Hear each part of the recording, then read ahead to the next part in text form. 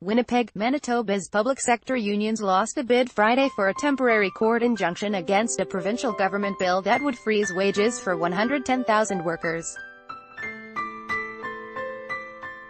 Court of Queen's Bench Justice James Edmund rejected a request from more than a dozen unions, representing teachers, nurses, civil servants and others, to delay the wage freeze until a full court hearing on its constitutional validity can be held. Manitoba's public sector unions have lost a bid for a temporary court injunction against a bill passed by Premier Brian Pallister's progressive conservative government that would freeze their wages.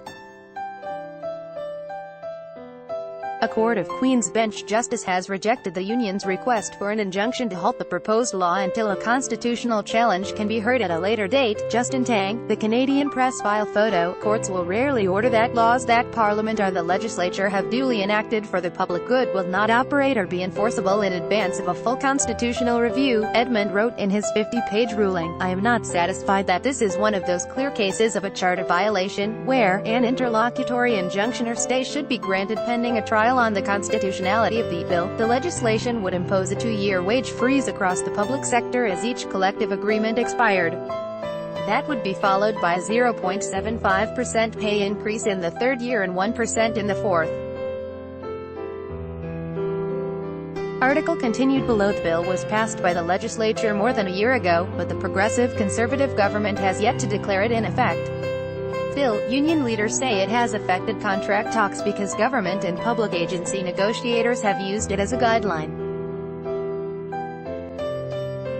Last year, the unions filed a lawsuit that alleges the bill violates the right to collective bargaining and the freedom of association under the Charter of Rights and Freedoms. The government has argued it is within its right to legislate wage freezes as part of its effort to reduce the deficit. It also said the wage freeze is lawful because it only applies to new collective agreements and does not reopen existing ones. Kevin Rebeck, president of the Manitoba Federation of Labour, said getting a temporary injunction was far from guaranteed, and the battle will continue when a court hears the main constitutional argument. We're not entirely surprised. We knew it was a stretch to get an injunction, but we will always stand up and fight for public sector workers to have collective bargaining.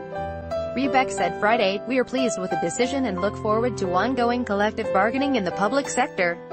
Finance Minister Cameron Friesen said in an emailed statement. Article continued below. Our approach will continue to be guided by our commitment to repair and protect the frontline services Manitobans depend upon, while avoiding tax increases. We have always said this effort will require everyone to do their part, Edmund wrote in his ruling that lawyers for the government and the unions should appear in court August 31 and be ready to set a date for the constitutional hearing.